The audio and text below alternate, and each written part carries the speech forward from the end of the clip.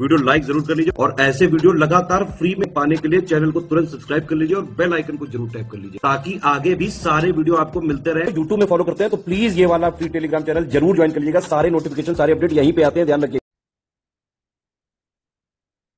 जय हिंद everyone, welcome you all to study for civil services. आज की हमारी डेट है 30 अक्टूबर।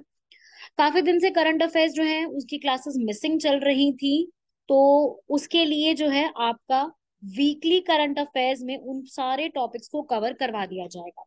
जो जो टॉपिक्स मिस आउट हुए हैं उन टॉपिक्स का आपको अलग से वीकली के जो हमारी क्लासेस लगने वाली है, जिसकी पीडीएफ आपको, वीडियो भी आपको एक दो दिन में मिल जाएगी, उससे आप फॉलो कर सकते हो। ठीक है, बाकी आपका अभी हम 30 अक्टूबर से स्टार्ट कर रहे हैं। इसके बाद के जैसे भी करंट अफेयर्स होंगे वो आपको डेली बेसिस पे मिलेंगे, जैसे पहले मिला करते थे इंग्लिश और हिंदी दोनों मीडियम में।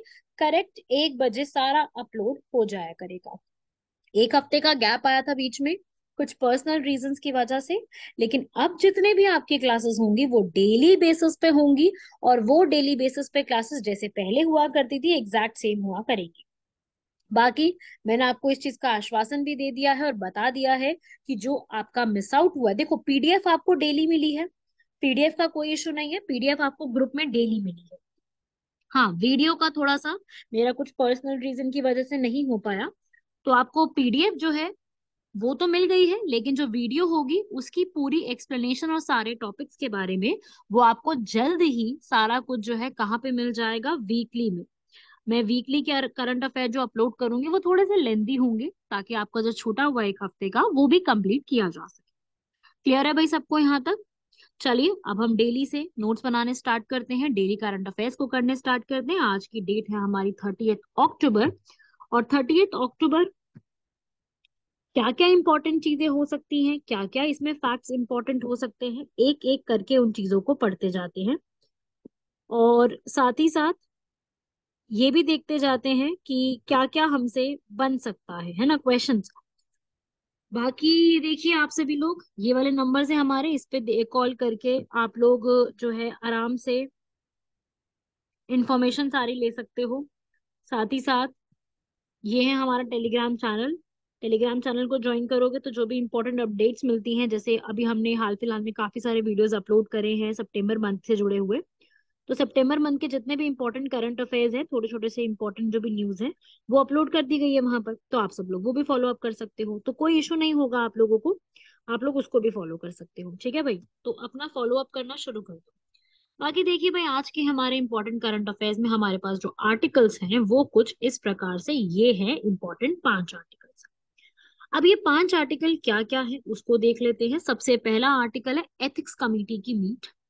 ये हमारे पॉलिटी के लिए बहुत इंपॉर्टेंट रहेगा। पॉलिटी में एथिक्स कमेटी का रोल क्या है, एथिक्स कमेटी वर्क कैसे करती है, और अभी ये न्यूज में क्यों है, उसका पूरा कॉन्टेक्स्ट जानेंगे। ये हमारे प्रीलिम्स के लिए भी जरूरी हो सकता है, क्योंकि प्रीलिम्स में एथिक्स कमेटी का वर्क है ना, स्टेटमेंट के फॉर्म में बन सकता है कि क्वेश्चन पूछ लेगा with reference to the ethics committee of Lok Sabha, consider the following statements and then the statements will be given. So आपको स्टेटमेंट्स आइडेंटिफाई करनी है कि इसमें कितने मेंबर्स होते हैं, इसका काम क्या होता है, कौन अपॉइंटमेंट करता है, वो सब सवाल बहुत कॉमन है, पूछे जाते हैं, तो प्रीलिम्स में बन सकता है। बाकी इसमें मेंस में कम चांस है इस पूरे टॉपिक का, तो मेंस के लिए आप इसको रेफर ना करें, आप प्रीलिम्स के लिए जरूर रेफर करें।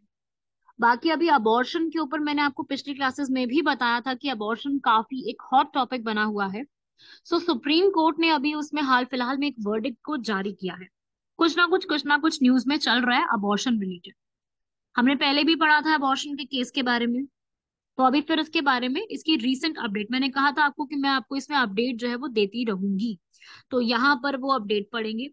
फिर है तमिलनाडु का कास्ट सर्वे। जैसे कि मैंने आपको बिहार का कास्ट सर्वे कंप्लीट कराया था, ऐसे ही अब हम तमिलनाडु का भी देखेंगे। फिर है इंडिया और कतर के रिलेशनशिप। क्यों? क्योंकि अभी जैसे आपको यूएसए के साथ, इजिप्ट के साथ, रशिया के साथ अभी हमने ये सब कवर किए, सेम इसी तरीके से हम लोग इंडिया और कतर के रिलेशनशिप को भी कवर करेंगे।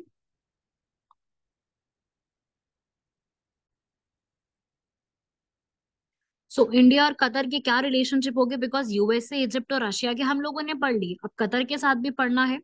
ठीक है, तो आप में से जितने भी स्टूडेंट्स आईआर की तैयारी कर रही हैं, इंटरनेशनल रिलेशंस की, उनसे मेरा एक सजेशन ये है कि आप सभी लोग इस वाले टॉपिक को जरूर पढ़ के जाएं, क्योंकि अपकमिंग जो भी एग्जाम होगा उसमें इंडिया और कतर एक इंपॉर्टेंट रोल प्ले करेगा। जैसे अभी तक के एग्जाम्स में इंडिया और इजिप्ट, इंडिया और यूएई का ज्यादा सवाल आए हैं, है ना, इजिप्ट और यूएई से खूब सवाल इस बार आए हैं। ऐसे अब कतर से भी बन सकते हैं। साथ ही साथ फिर आता है ग्रीन हाइड्रोजन। अब ग्रीन हाइड्रोजन तो देखो एवरग्रीन टॉपिक बन गया है, climate change, green hydrogen, biodegradable, ऐसे टॉपिक्स ना अब तो हर एग्जाम में फेवरेट होने वाले हैं, चाहे यूपीएससी हो, चाहे एसएससी हो, चाहे बाकी सब कोई भी हो। तो ये सब हम लोगों का प्रीलिम्स के लिए रहेगा। देखो ये मेंस के लिए मत पढ़िएगा, प्रीलिम्स में बेहद जरूरी, बिकॉज क्वेश्चन बन सकता है with reference to green hydrogen, consider the following statements, और फिर वहां से सवाल बन सकता है। तो आप सभी लोगों को इसमें ये ध्यान रखना है कि जितने भी ये टॉपिक्स हैं ज्यादातर प्रीलिम्स ओरिएंटेड है। मेंस का जो भी होगा वो मैं आपको साइड बाय साइड इन्फॉर्म कर दूंगी, राइट। चलिए भाई, फर्स्ट आर्टिकल से स्टार्ट करते हैं। ज्यादा आर्टिकल नहीं है आज के, 5 आर्टिकल्स हैं सिर्फ, बाकी क्वेश्चंस करेंगे फिर। फर्स्ट है एथिक्स कमेटी की मीट। अभी हाल फिलहाल में क्या हुआ है, हमारे जो लोकसभा के स्पीकर है, अभी पॉलिटी का टॉपिक है, ध्यान से समझिएगा। जो लोकसभा के स्पीकर है, कौन है हमारे लोकसभा के स्पीकर इस समय के, वो है हमारे ओम बिरला। तो अभी हुआ कुछ ऐसा है कि लोकसभा के जो स्पीकर हैं, उन्होंने कैश फॉर क्वेरी की एक कंप्लेंट रेज करी है, जो कि अभी बीजेपी के एक एमपी हैं। उन्होंने तृणमूल कांग्रेस के एक मिनिस्टर हैं, या मिनिस्टर कह लो, या फिर एक मेंबर है तृणमूल कांग्रेस पार्टी के, टीएमसी के, महुआ मोत्रा करके नाम सुना होगा आप लोगों ने। उनके अगेंस्ट जो है बीजेपी के एक एमपी ने यहाँ पर जो है केस को फाइल किया है। तो वो ही केस अभी न्यूज में चल रहा है, और वो केस कहाँ फॉरवर्ड किया गया है, वो केस फॉरवर्ड किया गया है लोकसभा में, क्योंकि एथिक्स का मामला। ठीक है, अब बात यह है, बीजेपी के एक एमपी है निशिकांत दुबे, उन्होंने ये आरोप लगाया है कि जो महुआ मोत्रा है, उन्होंने पार्लियामेंट में अडानी ग्रुप और हमारे प्रधानमंत्री नरेंद्र मोदी के खिलाफ सवाल पूछने के लिए बाकी सब एमपीज को घूस दी है, ब्राइबरी दी है। ठीक है, इसे कहते हैं कैश फॉर क्वेरी कंप्लेंट। पहले तो ये टर्म का याद रखना है, क्योंकि ये टर्म क्वेश्चन आ सकता है। कैश फॉर क्वेरी कंप्लेंट जो है वो किस लिए न्यूज में है, तो किस लिए है न्यूज में, क्योंकि वो ये जो कैश फॉर क्वेरी होता है ना, मतलब कि जो ब्राइब्स का केस होता है उसके ऊपर है। तो ये कंप्लेंट जो है वो एक वकील ने प्रस्तुत करी थी, और उसी के हिसाब से इस पूरे बेच बोला गया है कि भाई ऐसा करके रिश्वत का एक मामला आया। महुआ मोत्रा का नाम जरूर सुना होगा, बहुत फेमस लेडी। और वो जो एडवोकेट है जिन्होंने ये पूरा सब किया, उनका नाम है एडवोकेट जय अनंत दाहदाई। मतलब नाम वाम इम्पोर्टेंट नहीं है, मैं सिर्फ आपको एक कॉन्टेक्स्ट समझा रही हूँ कि एथिक्स कमेटी अभी न्यूज में चल रही है। तो हमसे इस पर सवाल नहीं आएगा, हमसे ये नहीं पूछेगा किसने किसके अगेंस्ट यहाँ पे केस को फाइल करा है। हमसे ये पूछेगा कि एथिक्स कमेटी का रोल क्या है। अब हमें एथिक्स कमेटी पढ़नी पड़ेगी, जैसे हम जब पार्लियामेंट्री कमेटीज का टॉपिक पढ़ते हैं, हम डिटेल में पढ़ के जाते हैं ना कि पार्लियामेंट्री कमेटीज जो है वो दो टाइप की हैं, स्टैंडिंग, एडहॉक है। उसके बाद हम पढ़ के जाते हैं पूरा कि जो हमारी ये जो कमिटीज होती हैं उसमें डिफरेंट डिफरेंट टाइप्स होते हैं। स्टैंडिंग में पढ़ के जाते हैं, फाइनेंशियल, डिपार्टमेंटल पढ़ते हैं ना, ये सब चीजें। जिसने नहीं पढ़ी है वो मेरी पॉलिटी की वीडियो देख लो, पूरी 5 घंटे की है, 5 भी क्या 6 घंटे की हो गई। तो पॉलिटी की वो वीडियो देख लो, मैंने डिटेल में पार्लियामेंट्री कमिटीज को समझाया है, उसमें आप कंप्लीट कर सकते हो। उसका जो पूरा लिंक है वो डिस्क्रिप्शन बॉक्स में मैं प्रोवाइड भी करवा दूंगी। तो आप सभी लोग एथिक्स कमेटी को पढ़ो, उसमें मैंने एथिक्स कमेटी कवर नहीं कराई। सबसे पहली बार एथिक्स कमेटी का जो आइडिया आया था कि भाई एथिकल भी तो फॉलो करने चाहिए ना, कुछ आचार भी तो होते हैं ना। आचार वो वाले खाने वाले आचार नहीं। आचार का मतलब होता है आपका एक कोड ऑफ कंडक्ट, आपने किस तरीके से बिहेव करना है, किस तरीके से पेश होना है, हर जगह का होता है ना। तो पार्लियामेंट का भी है, आप एक एमपी हो तो वहां का भी एक तरीके से कोड ऑफ कंडक्ट है। तो सबसे पहली बार जिसका आइडिया आया था कि हम एथिक्स को इंट्रोड्यूस करेंगे, वो लेकर के आए थे पार्लियामेंट में 1996 में, दिल्ली में कॉन्फ्रेंस हुई थी। उस समय हमारे वाइस प्रेसिडेंट थे के आर नारायण, जो कि राज्यसभा के चेयरमैन बनते हैं। और उन्होंने यहाँ पर लोकसभा में बनाने में कुछ समय लग गया, लेकिन बन गई। तो हमसे सवाल पूछेगा कि कब बनी है, तो 1996 में इसको यहाँ पर बनाया गया है। तो ये कैश फॉर क्वेरी का जो केस है ना, ब्राइबरी वाला, ये नया नहीं है, ये बहुत पुराना है। 2005 में भी कैश फॉर क्वेरी का केस आया था, जिसमें लोकसभा और राज्यसभा दोनों से, यहाँ मतलब लोकसभा से 10 एमपीज को एक्सपेल किया गया था, राज्यसभा से एक एमपी को एक्सपेल किया गया। तो जो इस तरीके से ये इस स्कैंडल में इन्वॉल्व थे कि अगर आप पार्लियामेंट में इस प्रकार के सवाल पूछोगे तो आपको वहां पर घूस दी जा रही है, मतलब कि आपको ये सवाल पूछने हैं जानबूझ के। ठीक है, वो सब था। ऐसी लोकसभा ने, चंडीगढ़ का एक सांसद थे पीके बंसल, तो वहां पर भी एक समिति बनाई थी और वहां पर भी ये सब हुआ था। तो ऐसा नहीं है कि पहली बार कैश फॉर क्वेरी का केस आया, कैश फॉर क्वेरी का केस कई बार हो चुके हैं और अभी भी आ रहा है न्यूज में। उसी को हम लोग पढ़ रहे हैं कि अभी भी वो टॉपिक न्यूज में चल रहा है। तो कैश फॉर क्वेरी याद रखिएगा, ये पूरा पॉलिटी के लोकसभा के कॉन्टेक्स्ट में केस है, ठीक है ना, लोकसभा के कॉन्टेक्स्ट में है। चलो भाई, आगे देखो भाई, अगर मान लीजिए आपने कभी भी ऐसा हो गया कि आपको केस क्वेरी रेज करनी है, आपको कभी कंप्लेन करनी है, तो वो कंप्लेंट आप किस प्रकार से कर सकते हो, उसका भी एक पूरा ना एक प्रोसेस होता है। तो प्रोसेस भी समझते हैं, क्योंकि आजकल ना यूपीएससी का अगर आप देखो तो बड़े प्रोसेस पूछने लग गई है। तो प्रोसेस में सबसे पहले क्या होता है कि आप कोई भी, आपने इंडिविजुअल हो, आपने कंप्लेन करनी है, तो आप एक एमपी के अगेंस्ट कंप्लेन कर सकते हो। आप क्या करो, आप खुद एक एमपी हो तो आप अगेंस्ट में कंप्लेन कर सकते हो, अगर आपको ऐसा लगता है कि वो आपके पास कोई पक्का एविडेंस है, ठीक है। एविडेंस मतलब कोई सबूत है आपके पास कोई एफिडेविट है जिसमें ये समझ में आता है कि हाँ, आपने जो इल्जाम लगाया है दूसरे एमपी पर वो एक तरीके से सच है, तो उनके ऊपर आप यहाँ पे केस फाइल कर सकते हो। अब यहाँ पे वो केस एक्सेप्ट होगा या नहीं भाई, ये तो कौन डिसाइड करेंगे, लोकसभा के स्पीकर। क्यों? क्योंकि लोकसभा के स्पीकर के पास ही इस चीज की पावर होती है। जैसे मनी बिल है या नहीं, फाइनेंशियल बिल है या नहीं, इसकी पावर किसके पास होती है, स्पीकर ऑफ लोकसभा। उसी प्रकार से स्पीकर ऑफ लोकसभा के पास ये सारी पावर इंडल्ज होती है। ठीक है भाई, उसके बाद में स्पीकर ने अगर एक्सेप्ट कर लिया, आगे करके पूरा केस चलता है, कमेटी के पास जाता है, कमेटी इन्वेस्टिगेट करती है, इन्वेस्टिगेशन करने के बाद रिकमेंडेशन देती है, और फाइनल असेसमेंट स्पीकर डिसाइड करके हाफ एन आवर के डिस्कशन के बाद डिसाइड हो जाता है। आधा घंटा डिस्कशन होती है, ज्यादा लंबी डिस्कशन नहीं होती है, इसके लिए आधे घंटे से ज्यादा टाइम अलॉट नहीं किया जाता है। ये भी याद रखिएगा, हाफ एन आवर डिस्कशन इसी के लिए दिया गया है हमारे कॉन्स्टिट्यूशन में। अच्छा, ये चीजें कॉन्स्टिट्यूशन में नहीं है, हमारी रूल्स ऑफ प्रोसीजर बुक्स में लिखी हुई है। अब इसी तरीके से एथिक्स और प्रिविलेज कमेटी यहाँ पर काम करती है। प्रिविलेज कमेटी ये देखते हैं कि भाई पार्लियामेंट में हर किसी को अपना कहने का मौका मिले, लेकिन नाजायज तरीके से कहा जा रहा है, एथिक्स को फॉलो नहीं किया जा रहा है, तो एथिकल कमेटी वहां पर मिसकंडक्ट के ऊपर काम करती है। तो क्लियर हुआ भाई, एथिक्स और प्रिविलेज मेन तो यहाँ पर एथिक्स से सवाल किए जाते हैं। एथिक्स कमेटी अब इंपॉर्टेंट है, पहले कभी नहीं आए, ना ही यूपीएससी में आए, ना ही एसएससी में आए, ना ही किसी और वनडे एग्जाम में।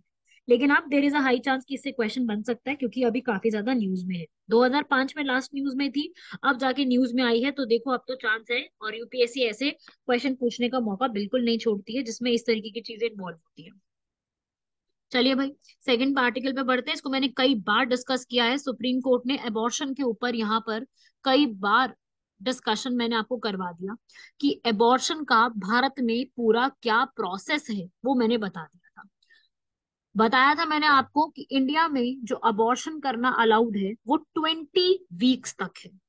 हाँ, अगर कोई ऐसा केस है जिसमें कोई फीमेल रेप सर्वाइवर है या फिर कोई एबनॉर्मेलिटी आ जाती है बेबी में, तो उस केस में वो 22 से 24 वीक्स जा सकता है with the permission of court.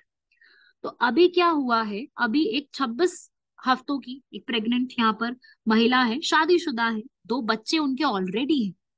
और उसके बाद क्या हुआ कि she was struggling with the postmortem साइकोसिस, एंड नाउ सुप्रीम कोर्ट ने उनकी अबॉर्शन, वो अबॉर्शन कराना चाहती थी, तो सुप्रीम कोर्ट ने इस चीज को रिजेक्ट कर दिया।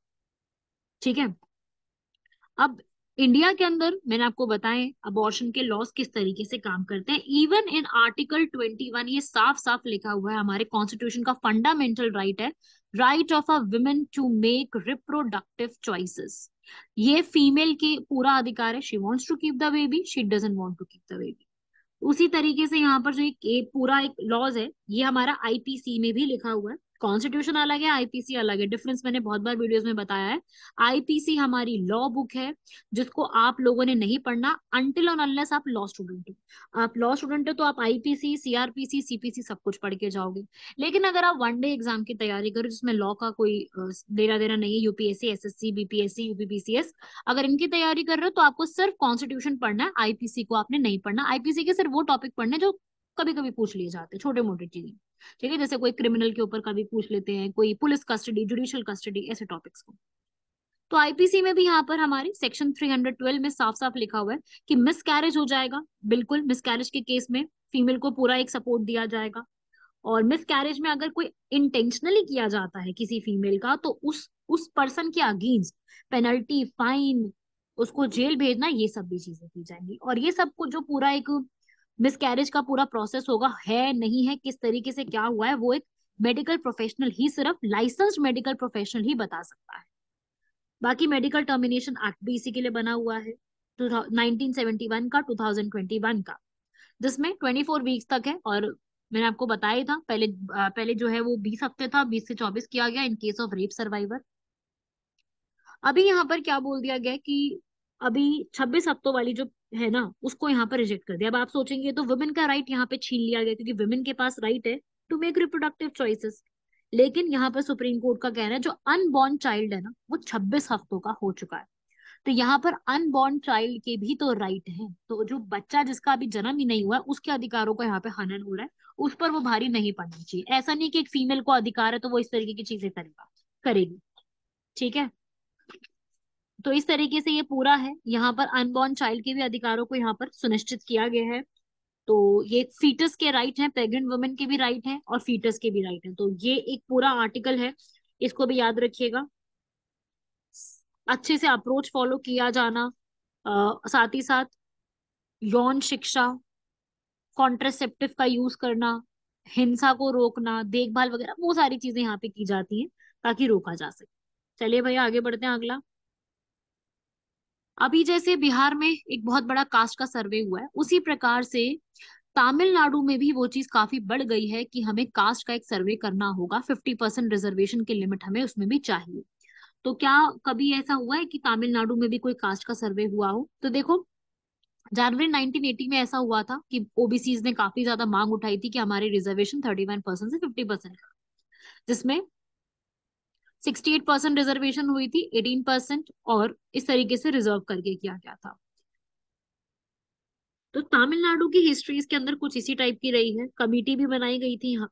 यहाँ पर क्वेश्चन पूछा जा सकता है, जे ए अम्बासनकर कमेटी किससे जुड़ी हुई है? तो क्या आंसर होगा उसका? तमिलनाडु के किस कास्ट सेंसस से जुड़ी हुई है। अब यहाँ पर इस पूरे में इस कमेटी ने यही बोला था कि पहली बात तो जितना भी रिजर्वेशन का कॉन्सेप्ट है उसको 32% तक रिड्यूस कर दो।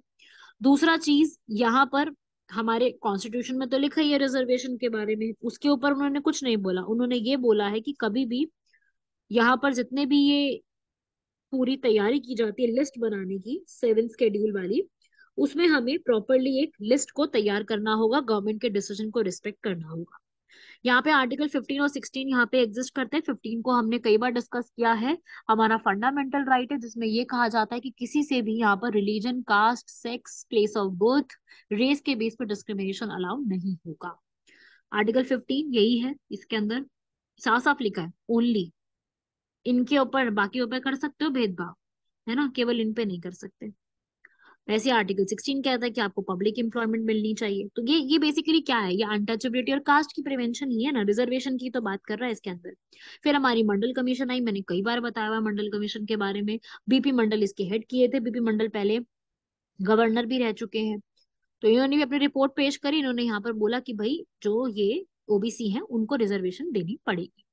ठीक है, उसके बाद से काफी ज्यादा ओबीसीज जो हैं, कास्ट जो है, उनका काफी एक्सपैंड हुआ इंडिया में, चाहे एम्प्लॉयमेंट हो, एजुकेशन में हो, काफी अच्छे से एक्सपैंड करा। तो अब कास्ट सेंसस के ऊपर बात की जा रही है कि कास्ट सेंसस को हमें इंक्लूड करना चाहिए, हमें अफर्मेटिव एक्शन लेने की जरूरत है, हमें पॉजिटिव होने की जरूरत है, इन सब में हॉलिस्टिक व्यू होना चाहिए, जो कि सही भी था, कॉन्स्टिट्यूशन में भी लिखा हुआ था।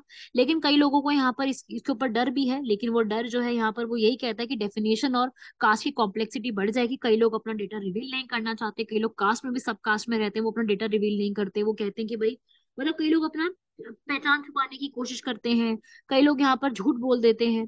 तो ये थोड़ा सा ना एक कॉम्प्लेक्स प्रोसेस बन जाता है। ठीक है, सोशल डिवीजन और बढ़ जाएगी, यहाँ पर डिफरेंसेस इससे बढ़ सकते हैं और ऊपर से ये डेटा मिसयूज भी किया जा सकता है। सो अभी आपको क्या याद रखना है, इसमें कुछ खास बात ज्यादा नहीं, सिर्फ इतना याद रखना है कि तमिलनाडु में भी कास्ट सेंसस की बात चल रही है। आते हैं बहुत इंपॉर्टेंट टॉपिक यहाँ पर, इंडिया कतर के रिलेशनशिप के ऊपर, क्योंकि अभी एक जासूसी का मामला आया है। कतर में है एक दोहा, दोहा के एक स्थानीय न्यायालय ने भारतीय नौसेना के 8 पूर्व कर्मियों पर जो है ये बोल दिया कि उनको मृत्यु दंड दे दो। और हमारी सरकार ने इसके ऊपर एक तरीके से हैरानी दी है इतनी ज्यादा कि आप पहले तो उनको रिहा करो और जो भी कानून विकल्प है हम उसको ध्यान देंगे, हम ऐसे उस पर नहीं करने वाले। एलिगेशंस लगाए गए हैं। 8 हमारे इंडिविजुअल्स हैं जो कि कतर की अथॉरिटी में 2022 से, अगस्त से, उन्हीं की अभी तक कैद है। वो Dehra global technology consultancy services थी दोहा में, वहां से रहे हैं। और ये बोला गया कि उन्होंने बहुत सारे डेटा और सीक्रेट्स को शेयर किया बाकी कंट्रीज के साथ। हमारे बहुत से इंडियंस है जो कि कतर में रहते हैं। कतर में करीब करीब 8 लाख या 7.5 लाख इंडियंस जो है वो रहते हैं। और इंडिया कतर के रिलेशनशिप बहुत पुराने हैं। हम लोगों का ट्रेड जो व्यापार होता है वो भी $15 बिलियन का व्यापार है। और जिसके अंदर हम LNG LPG इनसे ज्यादा हम लोग जो है वो करते हैं। भारत का जो है दोहा में भी एक जो है पूरे कहते हैं ना एक एम्बेसी बनी हुई है। और इंडिया में भी बनी है दिल्ली में। ठीक है। हम लोग यहाँ पर इनके साथ मिलिट्री की एक्सरसाइजेस भी कंडक्ट करते हैं। और ये देख लो जहल अल बहार करके एक्सरसाइज कंडक्ट करते हैं। तो इस तरीके से देखो, पहले जो ये पूरा केस आया, पहले इसको सॉल्व करने के लिए एक तरीका निकालना चाहिए, पूरा इसका सॉल्यूशन निकलना चाहिए। और एकदम से इस तरीके की चीजें आ जाना वो थोड़ा सा रॉन्ग हो जाएगा। तो इंडिया और कतर के रिलेशनशिप को बेटर करने के लिए ये सबसे पहला सॉल्यूशन निकालने की जरूरत है। चलिए लास्ट आर्टिकल पे बढ़ते हैं। ग्रीन हाइड्रोजन, मैंने आपको बहुत बहुत बहुत ही बार ये चीज के बारे में बताया, क्यों? क्योंकि इंडिया यहाँ पर अभी ये कह रहा है कि हम लोग ग्रीन हाइड्रोजन को यहाँ पर जो है वो प्रोड्यूस करने वाले हैं। क्योंकि इस ग्रीन हाइड्रोजन में नाम ही ग्रीन है ना, मतलब कि एनवायरमेंट को हार्म नहीं करेगी। एनवायरमेंट को हार्म नहीं करने का मतलब है कि वो फॉसिल फ्यूल्स में यहाँ पर कार्बन एमिशंस नहीं करेगी। हम कार्बन एमिशन से तो जूझ रहे हैं यहाँ पर। जो इतना ज्यादा यहाँ पर अनइवन क्लाइमेट चेंज हो रहा है वो क्यों हो रहा है? सिर्फ कार्बन एमिशंस की वजह से। तो ग्रीन हाइड्रोजन में यही चीज की बात की जा रही है। इंडिया यहाँ पे इनिशिएटिव ले रहा है कि पहले तो हम इलेक्ट्रिसिटी यहाँ पर प्रोड्यूस करेंगे। पढ़ते जाओ सारे पॉइंट्स को, मैं लिख रही हूँ यहाँ लिखा हुआ है सब कुछ, मैं समझा रही हूँ, आप पढ़ते जाइए। 125 गीगावाट यूटिलाइज करेंगे यहाँ पर। 13% हमारी इलेक्ट्रिसिटी जनरेशन को यहाँ पर देखा जाएगा। साथ ही साथ सोलर पावर को यहाँ पर इंडल्ज किया जाएगा, बिकॉज अभी भी वो काफी पीछे हैं इस चीज से हम लोग। तो ग्रीन हाइड्रोजन को हम यहाँ पर इंप्रूव करेंगे। पहले तो बता दूं ये है डेफिनेशन, आप लोगों से कभी भी डेफिनेशन आती है इसको लिख लो अपने नोट्स में। जो कि लो कार्बन टेक्निक से प्रोड्यूस की जाती है, रिन्यूएबल एनर्जी सोर्सेज से प्रोड्यूस किया जाता है, ताकि वो कार्बन एमिशंस ना करें, क्योंकि India one of the carbon emitters है। इसी के लिए हम लोगों ने नेशनल ग्रीन हाइड्रोजन मिशन भी स्टार्ट किया था, जो कि अगस्त 2021 से चल रहा है। और यही है कि हम लोग यहाँ पर 2030 तक काफी हद तक इसको इम्प्रूव कर देंगे, 8 लाख जॉब्स को क्रिएट करेंगे। ठीक है, 1 लाख करोड़ का यहाँ पर हम लोग इम्प्रूव भी करेंगे। तो इस तरीके से ये एक पूरा मिशन है, और आप इसमें रीड कर सकते हैं कि इस तरीके से अगर ये प्रोसेस पूरा एक सक्सेसफुल हो जाता है तो हम रिन्यूएबल एनर्जी रिसोर्सेज को काफी अच्छे से डेवलप कर सकते हैं, टेक्नोलॉजीज और इम्प्रूव की जा सकती है। चलिए भाई, आज के लास्ट क्वेश्चंस को देख लेते हैं। बड़ा ही अच्छा क्वेश्चन है फ्रैटरनिटी के ऊपर। ये वर्ड होता है भाईचारा, है ना, फ्रैटरनिटी, बंधुत्व। अब ये बंधु वर्ड जो है, क्या हमारे कॉन्स्टिट्यूशन में कहीं लिखा है? तो बिल्कुल लिखा है, प्रियम्बल में। प्रियम्बल में साफ साफ ये शब्द लिखा हुआ है फ्रैटरनिटी। वहां पर जो है हमारा लिबर्टी, इक्वालिटी और फ्रैटरनिटी, ये तीनों शब्द यहाँ पे दिए गए हैं। ठीक है भाई, तो ये आपको स्टेटमेंट्स पूछ रहा है। तो ये फर्स्ट स्टेटमेंट जो है वो यहाँ पर इनकरेक्ट है, कि फ्रैटर्निटी ऑब्जेक्टिव रेजोल्यूशन का पार्ट नहीं था, बाद में हाँ वो प्रियम्बल का पार्ट बन गया। मतलब कि जब कॉन्स्टिट्यूशन आया था तब वो पार्ट बन गया था 26 नवंबर 1949 को। लेकिन ऑब्जेक्टिव रेजोल्यूशन जो है वो 21 फरवरी 1948 को आया था, तब उस समय फ्रैटर्निटी वर्ड हमारे कॉन्स्टिट्यूशन में मेंशन नहीं था। तो ये चीज याद रखिएगा, पढ़ा हुआ है ना सबने। बाकी आर्टिकल 51A हमारा फंडामेंटल ड्यूटीज के बारे में बात करता है। 42nd अमेंडमेंट एक्ट 1976 के थ्रू इसको ऐड करवाया गया है। ठीक है ना, ये तो फंडामेंटल ड्यूटीज है, सरदार स्वरण सिंह के कहने पर ऐड की गई थी। ये तो मैंने बहुत बार डिस्कशन किया हुआ है। अब आते हैं भाई इंडिया का फिस्कल फेडरलिज्म। फिस्कल का मतलब क्या होता है? पैसों के लेन देन का। फेडरलिज्म का मतलब होता है पावर का डिस्ट्रीब्यूशन, सत्ता का विभाजन किस किस के बीच में? सेंटर और स्टेट, सेंटर केंद्र और राज्य के बीच में। तो देखो फर्स्ट स्टेटमेंट में ये बात तो ठीक है कि प्लानिंग कमीशन से नीति आयोग रिप्लेस हुआ है। प्लानिंग कमीशन 2015 तक हुआ करता था, नीति आयोग ने यहाँ पर 2015 1 जनवरी में रिप्लेस कर दिया। तो ऐसा नहीं है कि जब प्लानिंग कमीशन ने नीति आयोग ने रिप्लेस किया तो कोई फर्क ही नहीं पड़ा फेडरलिज्म पे। क्यों नहीं पड़ा भाई? बिल्कुल पड़ा है। तो फर्स्ट स्टेटमेंट तो गलत हो गई। सेकंड, ठीक है भाई, जीएसटी ने यहाँ पर इनडायरेक्ट टैक्सेस को खत्म करके फाइनेंशियल ऑटोनॉमी दी है।